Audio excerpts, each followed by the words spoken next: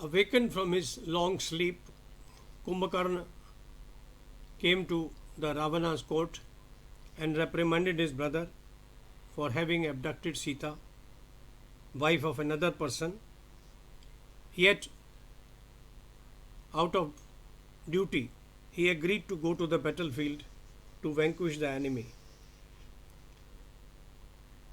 He did remind Ravana of his condemnable deeds and policies, but Ravana flattered him, saying, "Among my kith and kin, there is none who compares with you in bravery or in being my well wisher. Rama's time has come. Go like Yamaraj and kill the Raghava prince at once."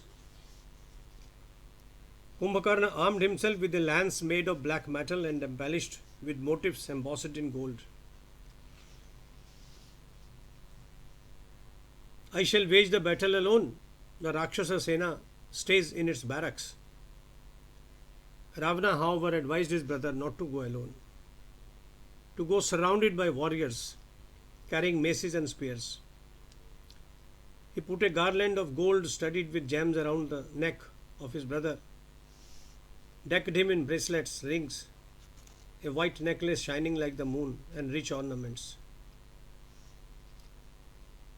Decked in golden armlets and medals with ears large like pitchers, Kumbhakarna gleamed like the Yagya fire. A black belt tied around his midriff made him look like the Mandarachal mountain, wrapped by Vasuki at the time of the Samudra Manthan. An armor of gold was placed around Kumbhakarna's chest, which could withstand the heaviest of blows. It was impervious to weapons and sparkled like lightning. Decked in this armor, Kumbhakarna looked magnificent. As Kumbhakarna walked into the battlefield, conches were blown and kettle drums beaten. Flowers were showered over the canopy covering his head. Valmiki writes that Kumbhakarna expanded himself into a frighteningly large form. His eyes looked like the giant wheels of a chariot. He was surrounded by roaring Rakshasas. He declared, "Like the fire-consuming moths, I shall burn each of the Vanara warriors. However, they have not come of their own volition. Hence I shall kill Rama, whose orders the Vanaras are obeying."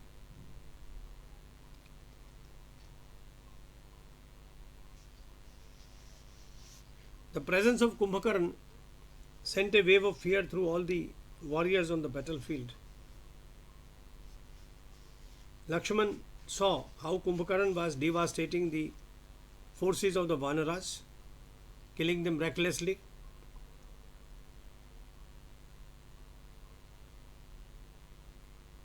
Like a wind blowing away the evening clouds, writes Valmiki, and making them disappear, Lakshmana hid Kumbhakarna's golden armor with a barrage of arrows. In spite of this, the Asura warrior gleamed like the sun hidden by clouds. Speaking derisively to Lakshmana, Kumbhakarna said, "I can effortlessly conquer even Yamaraj in a battle. Even Indra riding the Aravat could not defeat me. Though young, Lakshmana, you have pleased me with your chivalry.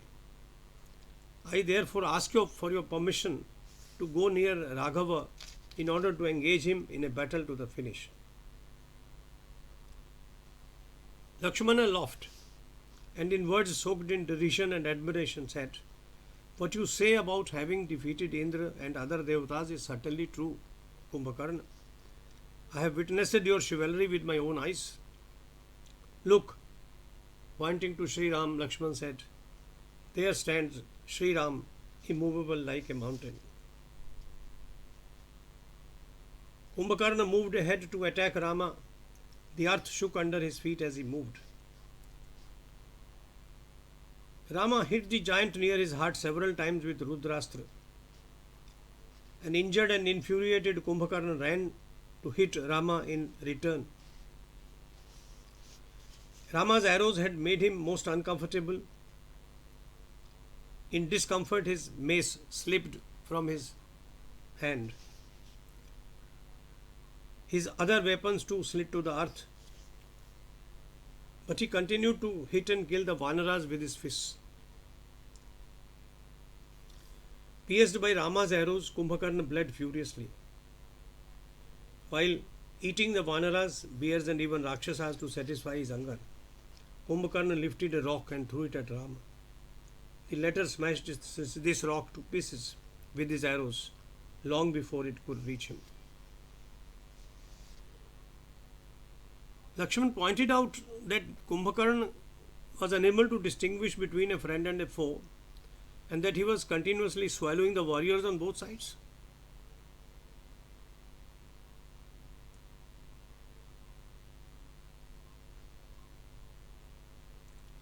Ravana's brother was occupied with catching the Vanaras and eating them. He was huge as a mountain and kept vomiting blood every now and then.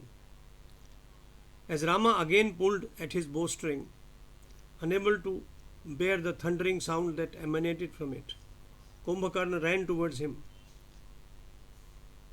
Rama stalled him with a shout and said, "Rakshasraj, come forward without hesitation. I stand here to annihilate your dynasty and assure you of your end." Kumbhakarna laughed scornfully, ran towards the prince.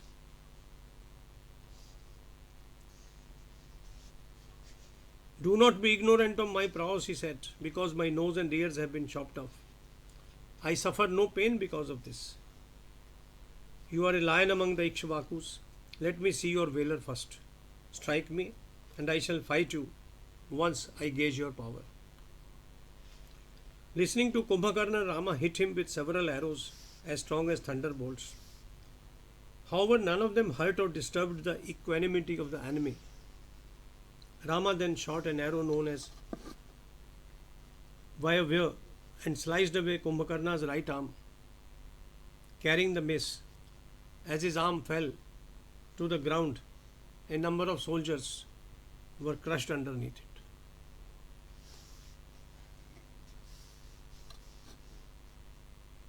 Kumbhakarna uprooted a tarred tree, ran towards Rama to attack him.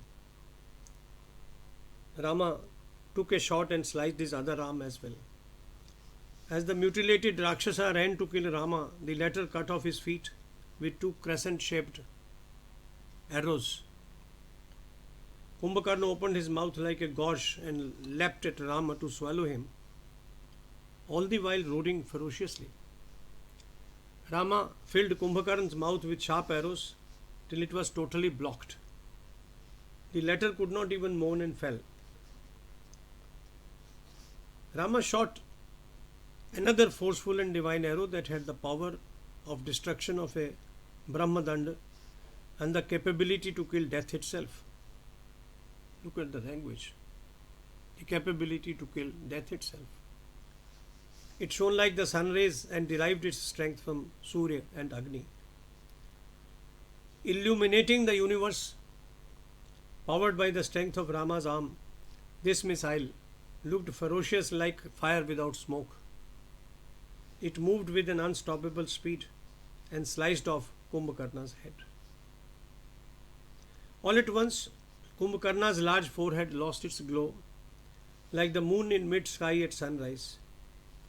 The momentum of the slicing arrow carried the giant's head into Lanka. Its impact demolished many houses, doors, and high ramparts situated near the site where it fell. Likewise, his torso fell into the sea, and after squashing many crocodiles, reptiles, and whales, it sank to the bottom of the ocean. While Ravana's kith and kin and the Rakshasa generals and soldiers bemoaned the death of Kumbhakarna, writes Valmiki, the Vanara hordes rejoiced. The latter's faces bloomed with happiness, and they praised Rama's skills by hailing his victory with loud slogans.